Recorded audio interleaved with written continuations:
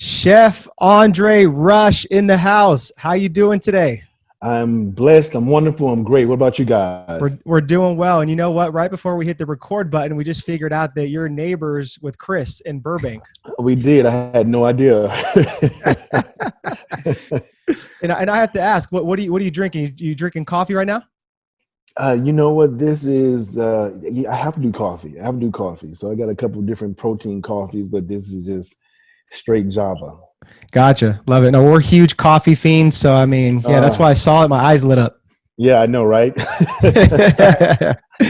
Well, right on, Andre. I appreciate your time and welcome to the show. I know this is going to be really good. We have some good stuff that we're going to be talking about. So, I know we met back probably earlier this year before COVID hit. It was at a event in Hollywood, and it was great. I first saw you. I was like, man, who's this massive guy with these 20-inch biceps? And then, we just 24. 24. Okay. Yeah. But you definitely stood out, man. I see that warm welcome smile. I was like, I got to go meet this guy. So, I'm glad that we kept in touch. And again, thank you for your time. No, it's my pleasure, brother. I feel the same way about both you guys when I met you guys there. So it's wonderful. I love that positivity, and especially when you get like-minded and like-hearted people together. I love that. Absolutely. Right on. Let's kick this off. So we like to open up with what's called rapid dynamic questions. You ready, Andre? I'm ready. All right. So since you live in LA, Chris lives in LA, I'm over here in NorCal. In LA, there's so many billboards everywhere, right? So if they granted you, the county of LA was like, you know what, we're going to give Chef Andre a billboard. What would that billboard say? Be grateful. Be grateful. Gratitude. Be grateful. Okay. Love that. All right. All right, Andre. So we're probably about like 5-6 months into the pandemic. What has been the biggest learning lesson, through this whole entire pandemic? The biggest learning lesson? Wow.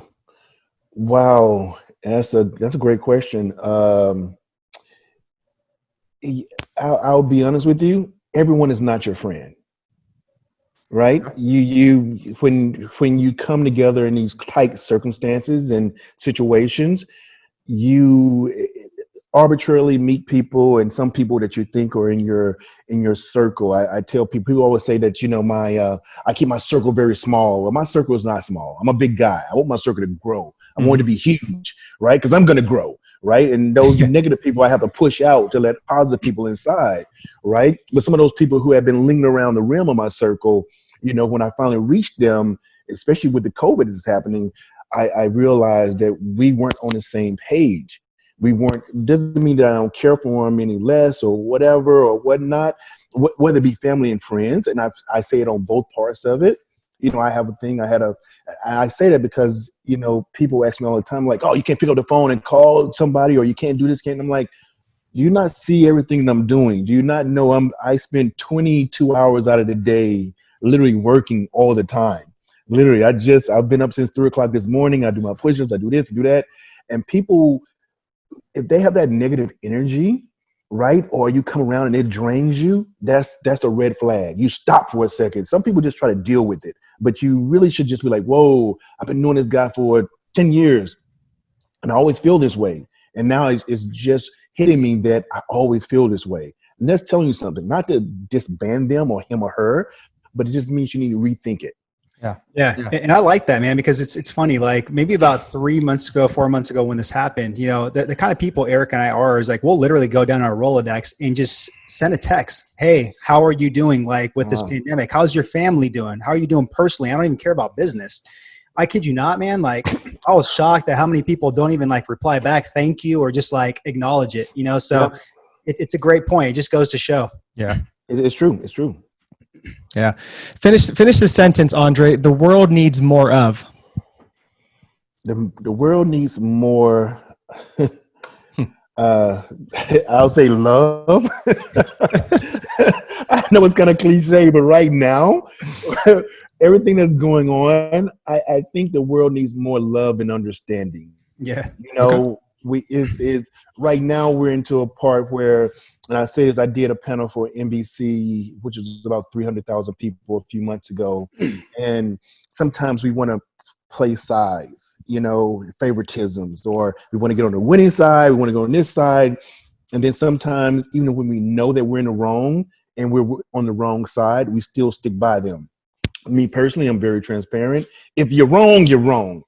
I can't stand by you. If I'm wrong, I'm gonna be man enough to say, "Hey, my bad, I did it." But sometimes people's egos or their references or their collars or their monetary value gets in the way of that start. So when I say love and understanding, is that we do all need to kind of put ourselves and be on both sides of the spectrum, looking inside and looking out. I love that. Yeah. Yep. So you're obviously a busy man. So how do you stay focused? Like, what are maybe like 2 tips that are like your really go-to tips to stay focused? Um, you honestly, you want intestinal fortitude, right? You know, people have a lot of motivational people that they go to, which I do also. I feed off of even you guys. I feed off of you. Like I said, I love that positivity, but sometimes you can get into your lows. So you have to be your biggest fan. You have to, because your mental health is the most important health that you can have. Mental health is everything. It drives you, your kids, your family, monetary values, lifestyle, working out. People say, "Oh, I got to work out. That's motivation." But you still have to have that mental. It's your first line of battle that you have to do to wake up in the morning and say, do I want to get up in the morning and go to work, or do these push-ups, or do this, or do I just want to lay here for a while? Yeah. So I use that right after that intestinal fortitude.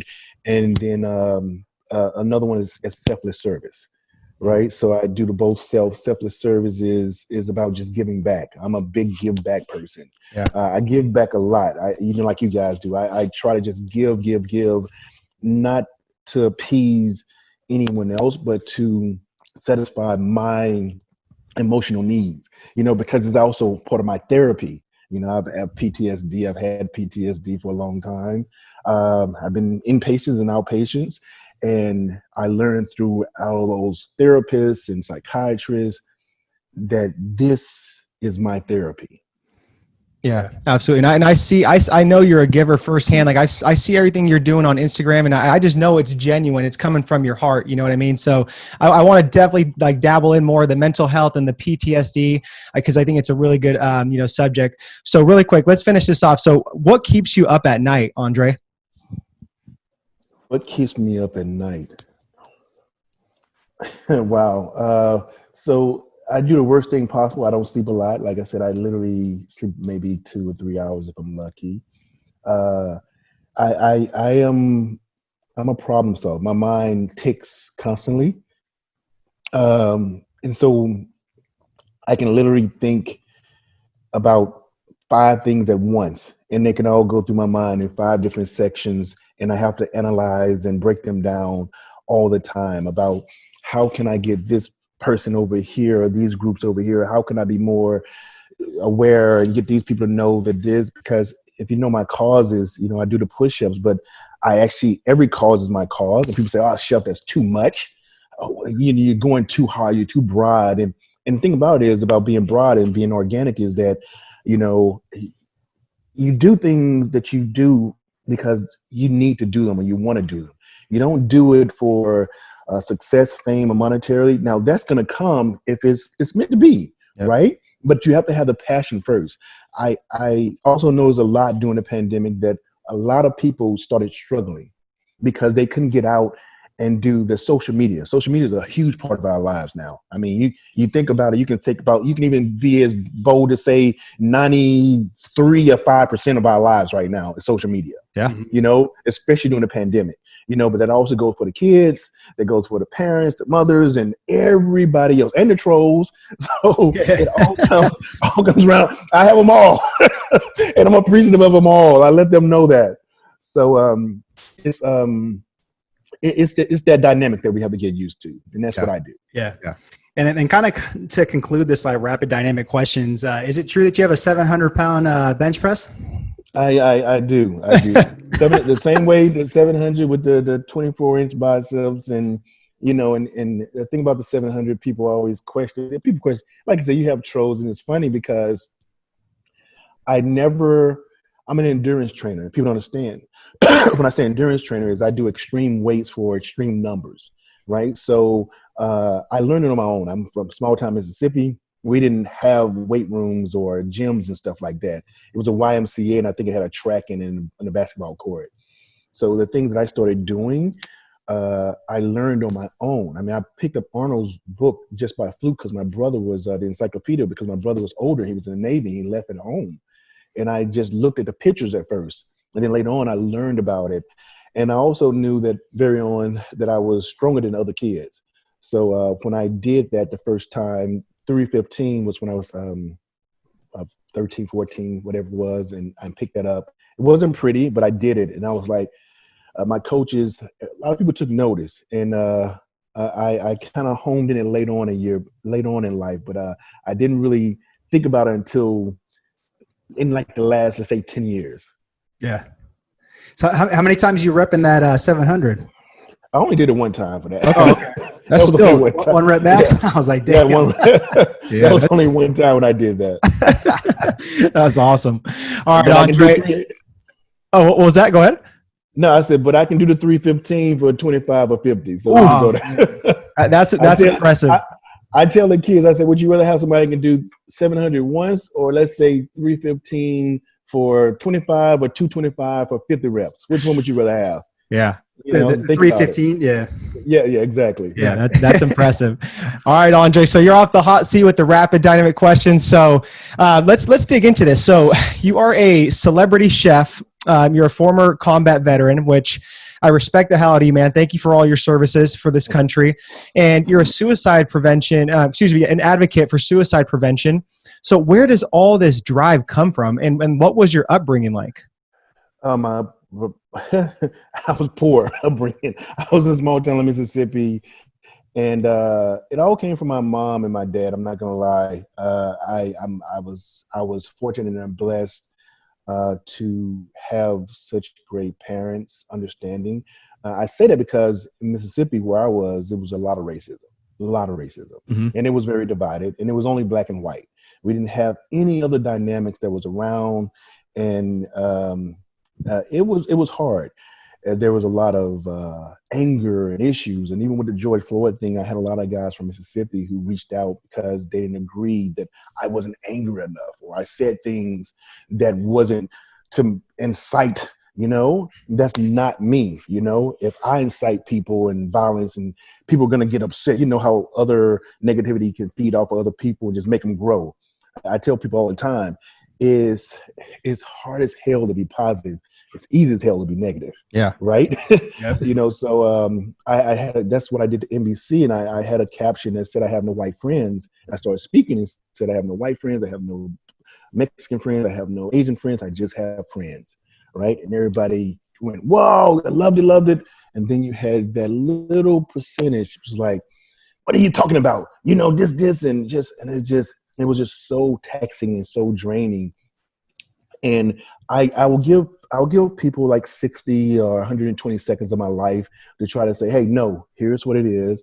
Because I think everybody's, even if you're a troll, even if you don't understand, especially if they have the time to follow me or whatever, but I have to put it to that point to get them to know that and kind of realize, I've seen the worst of it. And if I've seen the worst of it and I can handle it, it was so I'll be very blunt with you. When I was growing up in Mississippi and people called your name, compared to today, it's a lot different. It held a lot more merit and a lot more punch with it. You know what I mean? You felt it in your heart and your soul. I know that's crazy to understand and say, especially since certain words are used so frequently by everyone. But back then, it was a big thing. And my mother, who was the most kindest person, and my dad, who was the most hardest working and most scariest person, it was a mixture of both. So I got that from both of them. And I remember what she always taught me, which was my coin, which was actually very simple. She said, you can do anything, never give up, keep going. Right? Yeah. Till she passed away about 6-7 months ago. Sorry to hear that. Yeah. Thank you. Yeah, that's amazing, man. I know that you said one thing in there about that you grew up like poor, right? And I'm just interested in this because I'm reading this book right now on just like money mindset, and just kind of money scripts, stuff that we grow up as in just upbringings with just kind of like they lead to self-limiting beliefs in life right now to where it's like fear of getting started, fear of failure, imposter syndrome, scarcity mindset around money. So was there anything just kind of like in your upbringing, just growing up like that actually led to self-limiting beliefs, like, maybe like in the past couple of years or throughout your career? Yeah. It was funny. I just had this conversation because I was just telling someone about stocks the other day. We talked about Apple and Tesla and a lot of people. And I say this because I do a lot of financial advisement, especially when I was in the military. It's like heart and soul. Everybody wants to be famous. Everybody wants to be this person, that person, but they don't think about, the longevity. We'll get money and we spend money so easily now. When I grew up, I'm not gonna lie, my sisters, I had 5 of them. They spent money like it was crazy. We were poor, and they still just spent every penny they could possibly get. Me, my brother would send me a $2 bill from somewhere, and I would try to keep it for 6 months until somebody found it and I had to spend it to give me something to eat. and I said to myself then that I saw how hard my dad worked. I saw my mom doing everything, and I said, I would never, that would never be me. I would never do this. I would never do this. And what I learned over the years is I saw people in the military who get ready to retire. I just talked to one yesterday, actually today. I redid his financial thing. He was $100,000 in debt. When I saw him, like, why are you $100,000 in debt?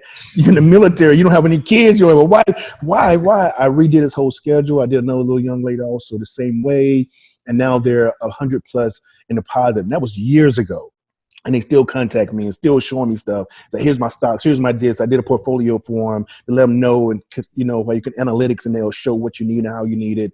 And I look at that, and what I realized, long story, is that people will try to take you from your worth and your wealth, right? People will, if they have $1 million and you have 500,000 and they know it, they want your 500,000. They want to drain it from you as much as you possibly can. Friends, family, I see it firsthand. Even now, even matter of fact, the last time I saw it was today, right? Just today, the last time. And I'm like, and I to this point in my life where I'm like, oh my God, I was like, I have to like exclude myself from everyone, but I want to be that person. But then I'm too accessible, but then I want to help everyone. So it's that, that tension where you're like, oh my God, what am I doing? But at the same time, you have these energy leeches, right? Or these energy vampires that want to take away everything you have.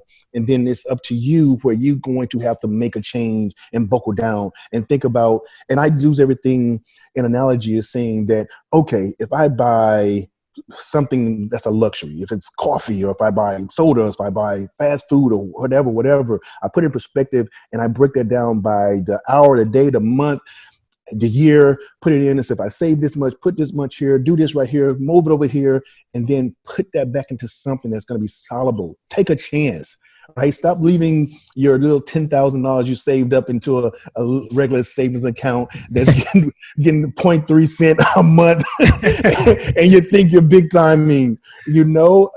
People just don't understand worth and value, even as yourself. I tell people, you have to value yourself. You're a walking billboard.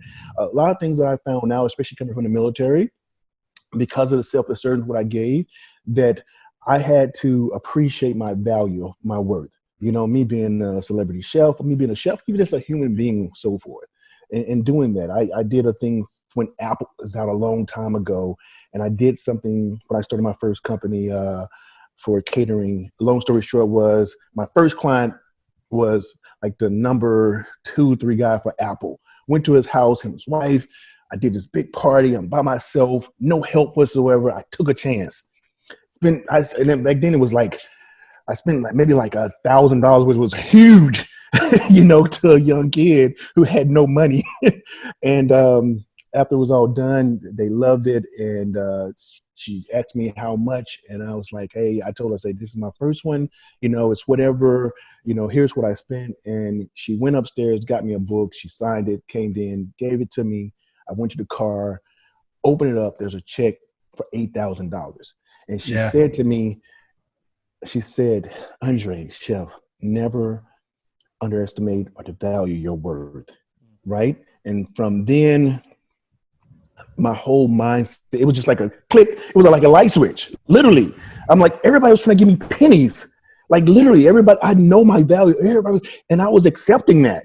I was accepting that because I want to be a good person. I want to help people out. I want to do this and this, but they were giving me pennies. When she's like, no, this is your worth and this is your value. And so I say to everyone, people they're like, and the thing about world is military, civilian, people want to put you in a lane and make you think that here's what you're worth. Here's what you're worth. Yep. You can't go any higher. HarperCollins just took a chance on me in a book that was a first-time author, and I was humbled. And they say, no, chef, we don't want you one book, we want you to do 2 books. And I was like, a memoir and a cookbook that has autobiography. And I was just like, we love what you stand for and who you are and what you're doing, right? And so, even the literary agent was like, wow, I've done hundreds of books and I couldn't believe that. And when they contacted me after the fact and just said, you're just the person that we want to represent, who we want to represent them. Right. Yeah. And I realized everybody was like, oh no, they're going to do this and do this and you won't get a big person. And I was like, hey, whatever happens is going to happen. It's up to me, whether it be small or big, is to turn that defeat, which is not a defeat, into a victory. Or that defeat, which is a defeat, is my drive. And now the victory is even more of my drive. Mm-hmm. So whether I get defeated or I get the victor, I'm still driven.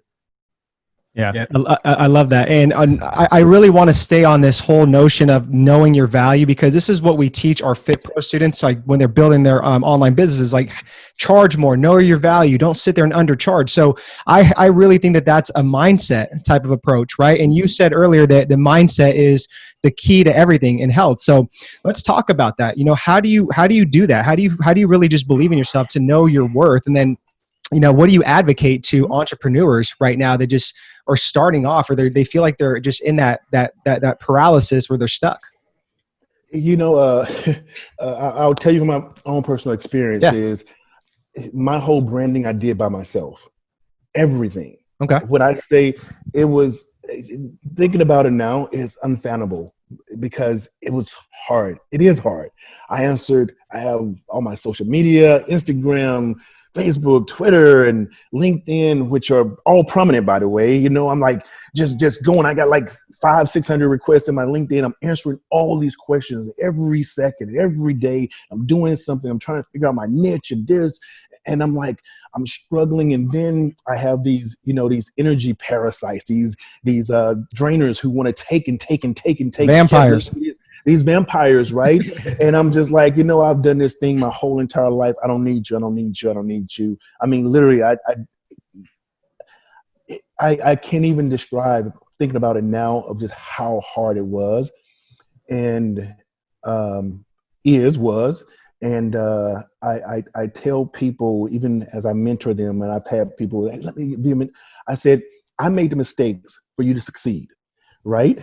And they're like, what do you mean by that? I mean, you should start off where I stopped, right? Just like you teach your guys. You should start off. Why are you here if you got to start over and I'm telling you what not to do and you do it anyway, right? So that's I'm giving you your foundation on where to go and how to go. Get your LLCs, do your nonprofit, help your whole thing done. Know how to do from simple things from your taxes and write-offs and knowing about, minority-owned, just the whole thing schematically. Also know your niche. Be different. Be who you want to be. Some people will. Now, I do have the ones who think they first come in out of college or coming out of something and like, I want $1 billion, right? And I say, you still have to put in your worth. You still have to put in your value. I tell people, like with me, I'm a chef, and I can be the best chef in the world, but if I have no respect along with it, I'm absolutely nothing. I'm just a cook. you know. And by the way, I don't cook, I don't chef a lot anyway. That's part of who I am. You see me in a big white jacket and with 24-inch biceps. People stop and look at me. That was a niche for me. Yeah. You know, I have master degrees, I have my PhD, I have, you know, certificates all over the place, but I don't talk about any of them. I don't have to, because this is my niche. And then you grow from there. Yep. Right. And even if your niche is somebody else's, make it your own and you kind of go from it. What I say to them is that you have your foundations. You get a whiteboard and you go over it. You go over your whiteboard, you do your pros and your cons. And you also, the one thing I tell people, criticize yourself. Mm-hmm. I'm my biggest critic, right? I criticize when people say my things at the top of the list. And I'm like, but what if I was that person who wanted to see it? Because some people have that ego thing that's going on with them because their great-great-great-grandmother made the best apple pie in the world, but it was only 100 people in that town, you know, and now you want to give it out to the rest of the world. So you got to figure that out. You know, did you do a taste testing? Did you go through this? How are they doing it? How are you going to market? How are you going to package it? How are you going to go through? It's hard because it's so simple, but it's so complicated if you don't know. But people don't understand that the biggest thing is right in front of them, just like what you guys do in your pod, and a Google internet search. People won't they'll search up the most silliest things in the world, but will not search things that they need to know on an everyday basis. That's more important. It's hilarious, right? Yeah. And I like what you said, Andre, about just like, you know, like one of the biggest things that you do is you're your own biggest critic, you know, and I don't think enough of us do that, you know, as entrepreneurs, because, you know, like we're kind of in this movement where it's like, you know, just like more self-love to yourself, be kind to yourself. And I get that, man. But it's like, at the same time, if you don't have a team around you, if you don't have like family around you, a circle that's going to really criticize you and push you for growth, I mean, you have to criticize yourself. Who else are you going to rely on, you know? Exactly. I 100% agree. Yeah. So that brings me to my next question. I want to switch over like a little bit and, you know, get into like, you know, why you became a chef, and then like, just what was your experience working at the White House? Why I became a chef was honestly because of my mother. When I was born, my dad made me go to work. Literally, my dad was an old-fashioned guy. He didn't graduate. He stopped and started just working at a very young age and did construction, literally hard construction, for 50 years before he retired. 50 years he did construction. And the girls went to school, the boys go to work, right? So that was the mentality of that Southern mentality back then. And when I used to do that with my dad, which is actually in my book, my mother was the cook in the family, Southern, nicest woman in the world. And I used to love how my family got together and how they acted when we were eating. And it was like I met these people for the first time. And then roll over to, I used to go and sneak with my mom on how to cook stuff. And she used to sneak me, and my dad didn't know. And when I went into the military, it held with me. I remember that whole feeling. And when I switched it, I knew I wanted to do that. And then when I finally actually became a cook in the military, I was like, this is not me. Because I was also an alpha, but I was an intro extrovert, right? But I was alpha because I was always dominant at anything that I did or would do. And it was a wild transition because I got the love and I got the hate. And even with the White House, it was funny. This goes into transitioning into life. I was hated on so much for no reason in my whole entire career. When I say my whole entire career, I mean, people think that I had the best and because of people I work for and the things I've done. And I worked with some amazing people, and I have tons of accolades, which I don't even have out, but people made it hard.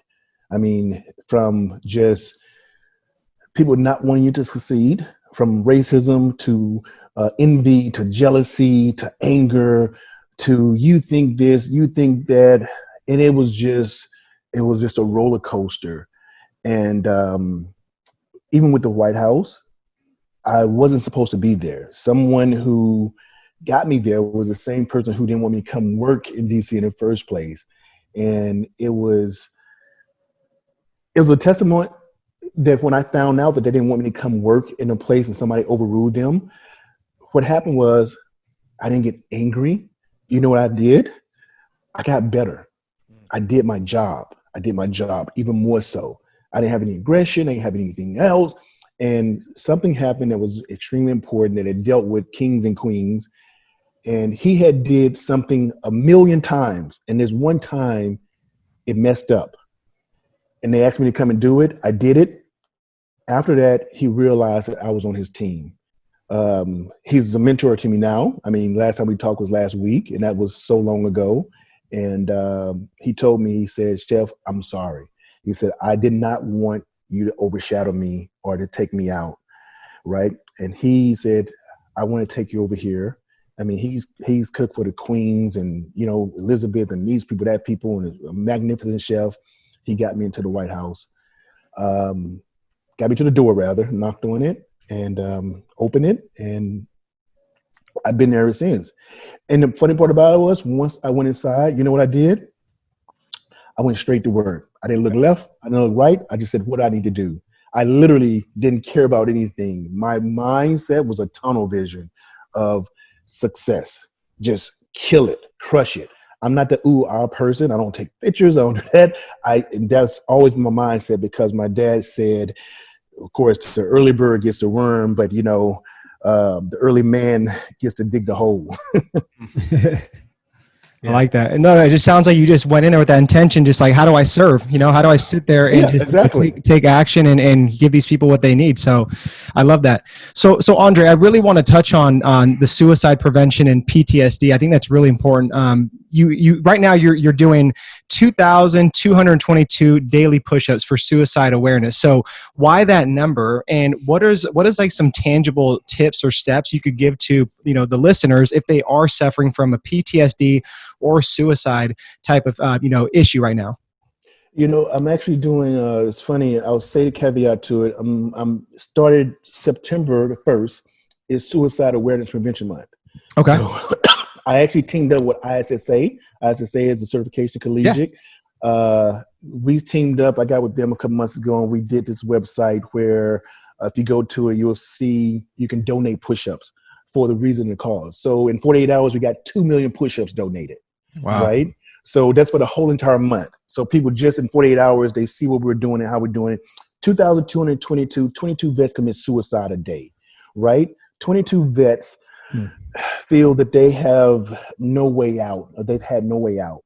I do that because it's a personal thing to me, because one of my soldiers committed suicide less than 17 hours after calling me, which was a great friend of mine and a young guy. He was only like 24, 25 at the time. Wow.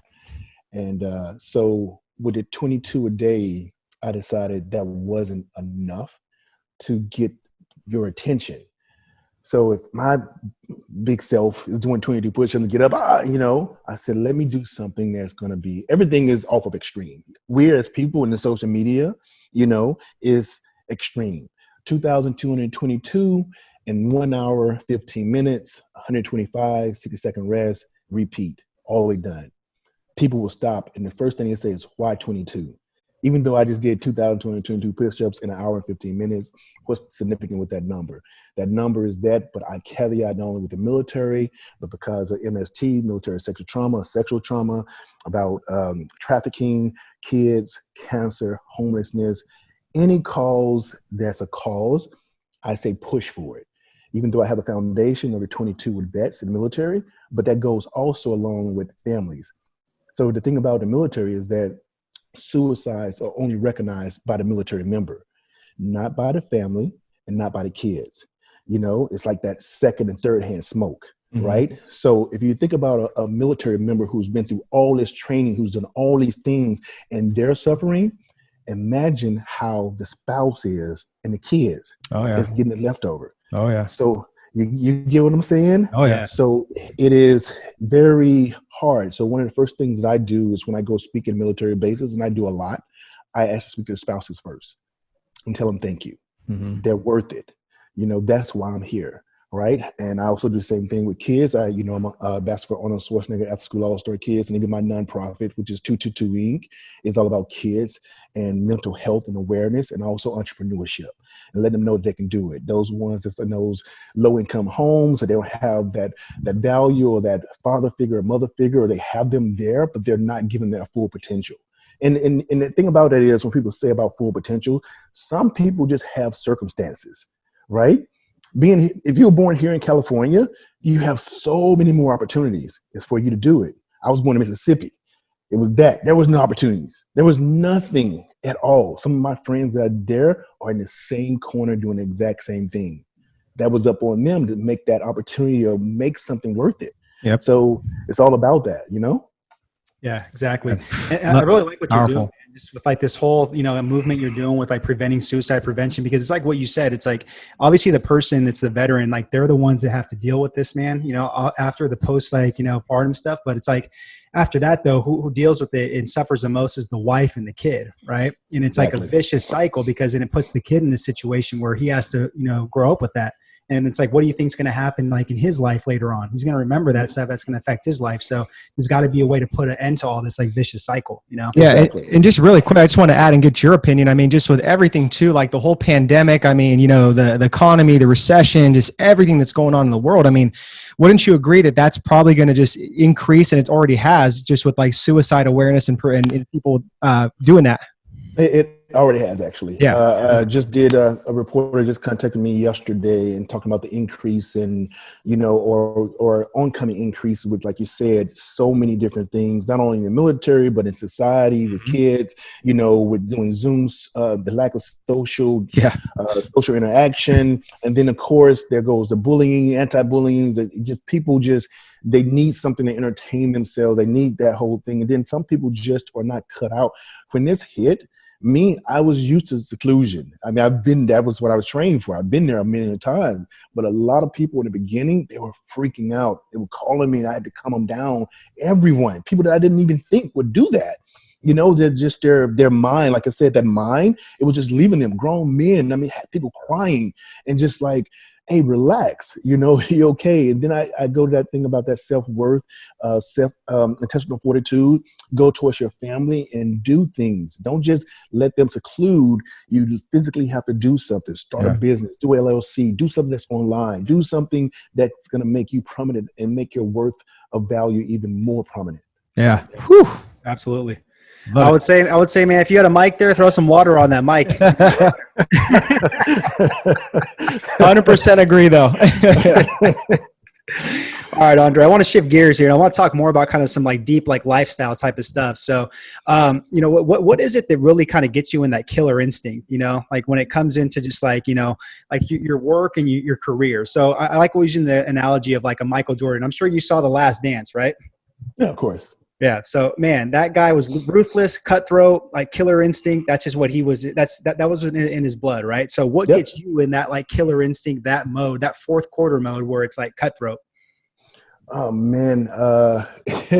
It's funny when you said I had flashbacks, because people, they know me as like, I'm the nicest guy in the world. But when it's showtime, I tell people right off the top, because like I said, I'm an intro extrovert.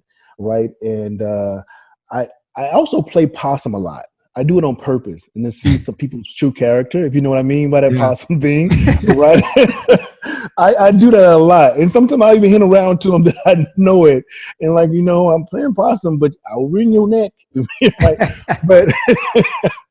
But I do it because I tell people right off the top, hey, love you. We're great with this, so forth. But when there's work, it's work time. And I'm so used to that final 60 seconds. My whole life has actually been based off of final 60 seconds because of the people I work for and the things we got, because it's so strategic and it's so hard. And so I took my lifestyle from the military and having those final 60 seconds, and I put it into my own personal growth, right? And I use it as a conjunction of, in comparison with having both, meaning that every day, not Monday, Tuesday, Wednesday, Thursday, Friday, Saturday, and Sunday, is a final 60 seconds for me, right? I dedicate something that is prominent and most importantly of what I want to attack. When I say attack, mean that if I get requests or I do something, or if I have a cause, I have to plan it out, and I have to be, people don't understand that if you're impactful, because some people just so smug and they just want to be that arrogant and I did this and did that. But if you don't have to talk about your worth and your value to let it show, Yep. right? People want to be around impactful people. Impactful people make more impactful people. Mm-hmm. They want to be associated with that cause, right? Now, superficial people want to be around superficial things, right? And sometimes they last and sometimes they don't. But on a true value in self-service and self-heart is meaning that I literally have to buckle down and I go for things that mean the most to me. And I give it that all in every drive, because I have probably, I don't know, maybe 1,000 requests in my thing right now, and I have to vet them and I go through them and seeing which one is more prominent. When I say more prominent, not more prominent monetarily, but more prominent heartly, because of his kids. I just did Salvation Army, which is 40,000 square feet. I'm getting ready to go with the congressman next week to go to Annapolis and talk about PTSD and gangland blocks. I did ISSA for 2,222. We had 2 million. So those things I bumped up in front of things that I know monetarily were more important, right? So with me, that's that whole balance, and then I have to know how to gotta push that out. So if I don't, every day is the last dance for me. Every day is just something, and I say it to everyone else. Like I said, if you get a whiteboard, and a lot of people don't use whiteboards, or if you do a pen and paper, or pick up your phone and tell Siri to take a note for you, Yep. and put those bullet points on there and say something I need to do today. Yeah. If it's me, it's going to be like the top 20 things, but a lot of other people, it may be, hey, give me my top 3 things I need to do today. Yep. Something I need to get accomplished, whether it's the bills or this or that, counsel something. It can be something so minute that could be so impactful. Do you realize how many people have like continuous credit or something where they buy some or purchase something, they forget about it, and it could be $3 a month, and it goes on for 2 or 3 or 4 years, Mm-hmm. and they didn't realize it was coming out because it's so insignificant. And people do that on purpose so you can forget about it. Oh, it's going to be automatically transferred until you stop it. And guess what? They're expecting you to just keep on with life and not realize it, but that's costing you money. Yeah. It's costing you money and time, especially if you do 5 or 6 of them like that. But that's just me digressing and thinking about stuff that I know personally. Yeah. Yeah. No, I love that, man. I love that. And that's kind of our approach too with day-to-day life too. And Chris talks more about this too, but our father passed away when we were 17 years old, 3 days before Christmas in a car accident. Oh, wow. So, every day we look at it as like a blessing, and it's like, we don't know when that fate is and when our time's up. So it's like every day we're just going full 100% and just attacking. So yeah, I like your approach on that. So with everything, Andre, I mean, like, your journey so far, it's been incredible, right? Full of highs, lows. I mean, you have so much to look forward to. You're constantly busy. You're giving back so much. But what do you feel is currently missing in your life right now? Currently, it's a great question. So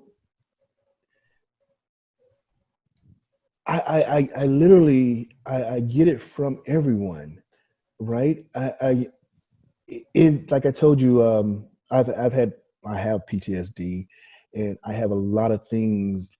So I'll tell you, I was an inpatient for 6 months. I was another inpatient for 6 months. I was an outpatient for a year, and I talked to therapists and psychiatrists, and while I was there in all the places, the one thing that kept developing was, besides being very aggressive, and I realized that the people, when I went there without even knowing me, and because of my size, which I was bigger than, they wanted to subdue me. They wanted to put me on a bunch of medication.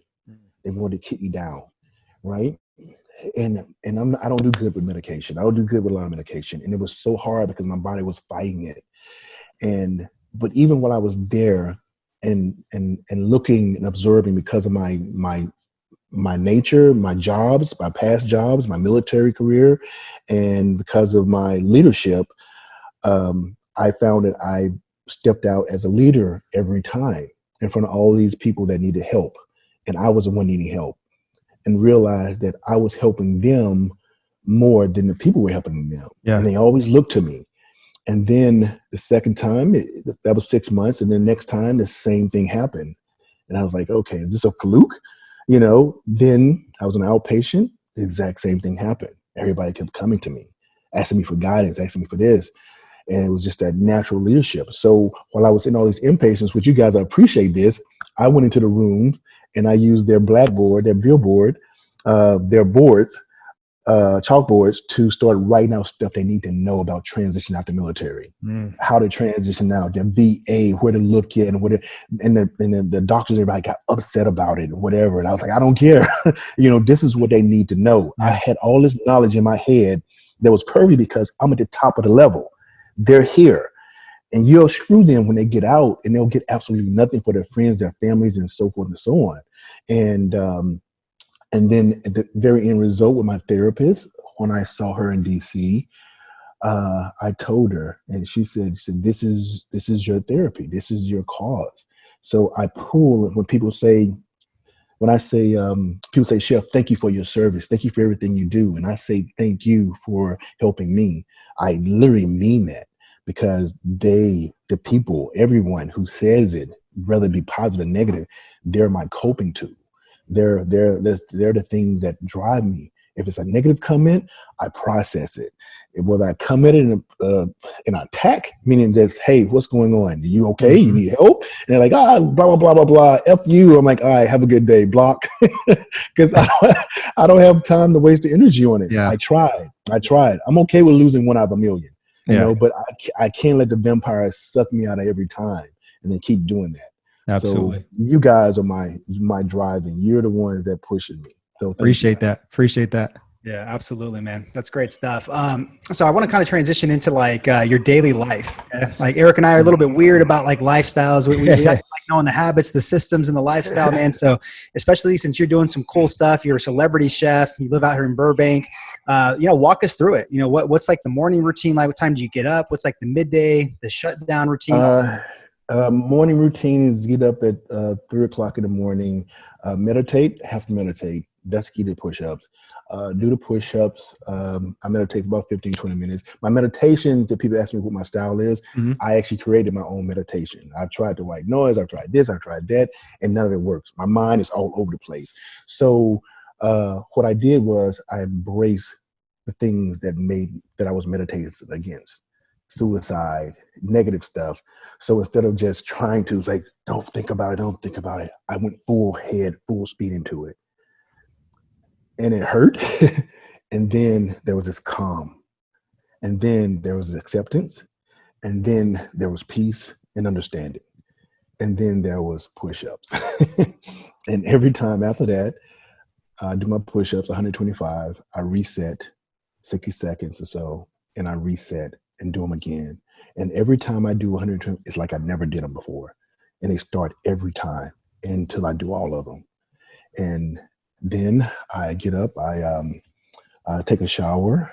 I'll go and give me something to drink. I'll eat something. And then I go through my emails, and I do international stuff. So I talk to people over in Europe, which is 8 hours ahead of time, other places. The president of Brazil called me last week and wanted me to come and cook for him over in Brazil. So amazing. So I'm doing some stuff over there. I'm excited about that also. And then there's just, I literally I answer probably for, 3 hours, just constant emails and messages. Matter of fact, right before I got on with you guys, I was on the phone, literally 1 minute before I got on, I got off with a meeting, and I get packages here and I get tons of support, and then, like I said, I have to wing them out. Once I get off with you guys, I have another meeting in about 30 minutes. And in between that, I try to figure out if I'm going to go to the gym or if I can't go to the gym. and then I'll make my rounds. I go to LA later on this evening to do some stuff with some guys. I started doing some fun stuff with a lot of the guys for YouTube, which I like getting into. I like the acting part of pretending. I was with Kelly Muscle and Big Boy yesterday doing some YouTubes with Michael Hearn. I did a YouTube with Logan Paul the other day and some of the other guys. So that's kind of like my refresher a little bit, even though it puts me behind because I'm like, I want to sit there like I'm like texting my messages and doing this stuff. Honestly, I'm literally answering and doing stuff until about 12 in the morning or 2 o'clock, and if I do get a little break in, I can look at a little TV. I mean, it's very cut and dry because of the pandemic. I mean, I still I still travel. Like I said, I still go places. I'm going to country next week, but I was just at PA with the Salvation Army, who opened up a 40,000 square new facility, which I love. We fed about 2,000 people curbside because of the pandemic, and they have a kids facility that they do cooking, so I can do that for them as well. Yeah. So it's the days run by really fast. Yeah. And you know, even out of 21 to 22 days out of the day, there's still not enough time. Yeah. It's funny, man. Cause like even out here in LA before this whole pandemic, like we used to go like, run errands and like we dabbled into like a little bit of the acting stuff, like commercials and stuff, went to auditions. I kid you not, like we'd always be like freaking out about just the time and just like sitting in there. There's not enough time, like just kind of the anxiety. Even right now with this whole pandemic, I still feel like there's not enough time. So I don't know if it's an LA thing or an entrepreneur thing or what. You know what? I actually, because I live in DC also. I was like, okay, I'm coming to LA. I'm gonna stay here most of the time and go back to DC. And I was really busy in DC because I had so many. It was that political part of it. Plus, it was draining me on the political side, right? And then I came here and I'm like, I get a little time. And then the pandemic hit. And then all of a sudden it skyrocketed. I literally 7 months is gone. And I just literally I didn't even realize it. So you're right about that. I feel the same way. Yeah, that's how it feels. Well, Andre, I mean, this has been awesome. Really, really have enjoyed this conversation with you. I feel, honestly, we could go on for hours. I know you got stuff to do, but this has been great. A lot of good wisdom. I felt like I've gotten to know you more just on a personal level, which is great. So before I ask the last question, I want to take a moment to acknowledge you and just, again, for your time. I really value people's time, for being a giver, not a taker. You're just always constantly giving. You have a huge, huge heart. And I see the energy. I just see it in your eyes and face, like it's genuine, like I said. And you're changing the world, one day at a time, one life at a time. And, I just wish you nothing but success going forward and just health, wealth, love, and happiness, man. Yeah. And Andre, I echo everything, man. And I commend you for a 700-pound bench press. Yeah. That's the most important. No, I appreciate you guys. And I think you is exactly the same and nothing but the best and happiness and blessed. And you are true friends to me. So I'm always here. So please don't ever hesitate. Appreciate that. So my last question for you is, what is your definition of living a dynamic lifestyle? What is my definition of living a dynamic lifestyle? My definition would be to live a lifestyle to an extreme fullest, regardless of anticipated consequences, without taking a chance to thrive and succeed in success and liberty and love and happiness. Right on. Just do it. Yeah, do it. I'd say take those earbuds off and drop those as a mic. Yeah, this has been great. Chef Andre Rush, where can people connect with you and follow you with everything that you're doing? I'm on social. Instagram is Real Chef Rush. Twitter is Real Chef Rush. ChefRush.com. YouTube is also Chef Rush something. I don't know. But I'm everywhere. I'll be in your backyard somewhere. That sounds good. And if there's anything that Chris and I can help support you on and the listeners, please let us know. Thank you, brother. I appreciate you guys. Okay, guys, so go follow Chef Andre Rush. He is a true influencer changing the game. So until next time, guys.